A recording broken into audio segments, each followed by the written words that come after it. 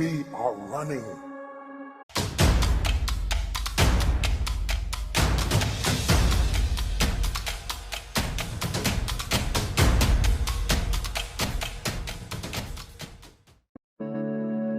You know, think about what's the holy grail between somebody taking action or not. It's one word: certainty.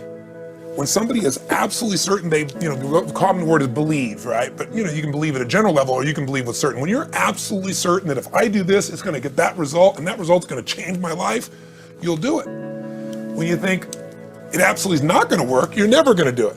The middle no man's land of maybe it'll work, maybe it won't, that's the piece that kills people, right? So if it's a must for you, you gotta make it work, right? In our case, right? That's an example. If it's not a must for you and you're not sure, you don't know what to do. So years ago, I'd look around and say, okay, how do people get themselves to follow through that haven't been following through? What's the difference? And I started interviewing hundreds of people, literally, and eventually thousands, because I had thousands of my events. So I'd ask the group to give me their feedback. And I came up with this model. It's like the holy grail of belief, or the holy grail of momentum. It's like the difference between what makes the rich get richer and the poor get poor, right? And the difference we all know is mindset, but like, how's that built? So this is what I did. I created stupid four little boxes, and I'll scribble it here for you. You think about the first thing that determines whether you can do something or not, and I put that in this first box at the top here on the left side, and it's potential. Like, what's the potential of a human being? Like, when you guys started, you proved something no one had done in history. You ran the 4-minute mile, right? For golly knows how many centuries, they're trying to run a 4-minute mile. Roger Bannister does it. How did he do it? Do you remember? You did it in this industry, right? You made $1 million in a day. No one had ever done that in history, right? After you did it, a bunch of other guys are doing it because it became possible. Roger Bannister didn't just go physically practice. He made a shift in his head. He practiced in his head because he could never achieve it physically, so he had to change in his head first so that the result became certain enough, he believed it, and then his body got him through. After Roger Bannister ran that 4-minute mile, within 2 years, 37 people ran a 4-minute mile. That's amazing. When no one in history had ever done it. Now here's how it works.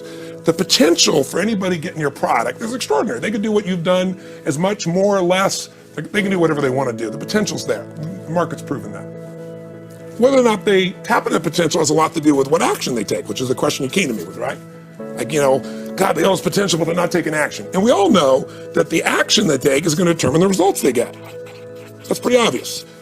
So most people have a belief about what their real potential is no matter what you tell them.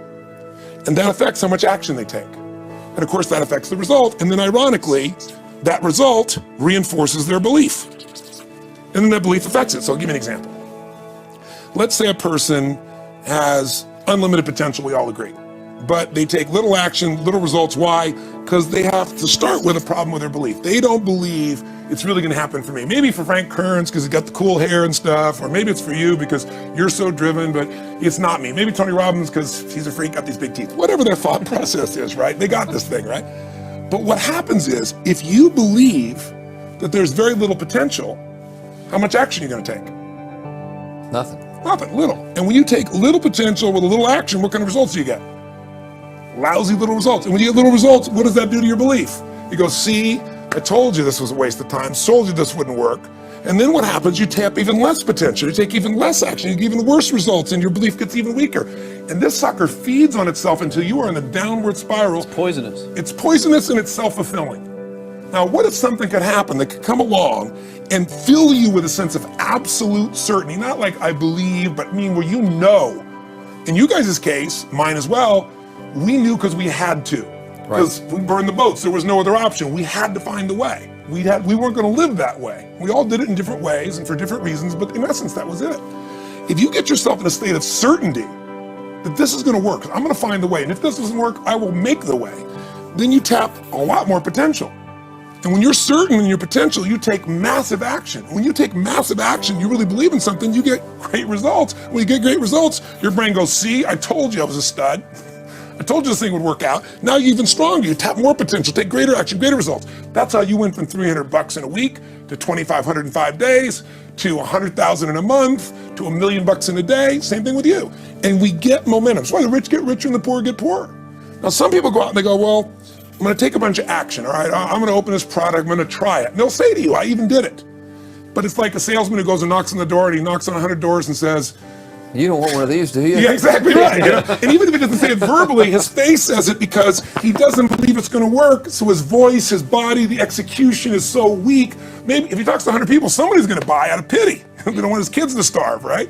But he's not going to get the result. So the core difference in people is how do you produce certainty when the world isn't giving it to you? You go out and you try in your case, you're 100,000 in debt and nothing's working. How do you keep yourself going? The way you did it, the way I did it, the way you're doing it, we may not have done it consciously, is we didn't change our potential, that was there. And it wasn't even taking more action. Taking more action with a belief it's not gonna work, it's not gonna change anything. We got results in our head that made us feel certain as if it had already happened. True or false for you? True. When I was in high school, I was not a popular kid, but I was passionate and intense, and I'll never forget, some particular girls gave me some crap, and a guy too, and I wrote in their journals or their annual yearbook at the end, I wrote, someday, I said, you treated me like hell. Someday I'll be rich and famous and you'll be an effing truck driver and you'll be sitting there, I'll be with with this beautiful woman of my life, rich, and you'll be watching me on television thinking, you wish you would have treated me better. I actually wrote the people's annuals because I went to a 10-year high school reunion. People showed me this stuff, right? But it's like, I burned the bridges, baby. I was like, this is how it's gonna be.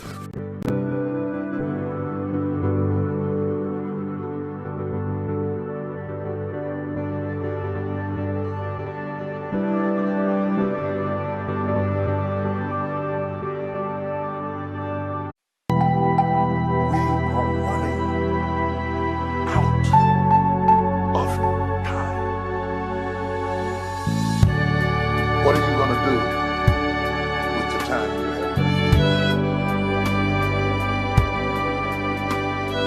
I say that if you don't reposition yourself, you could miss the best time in your life, in this season of life.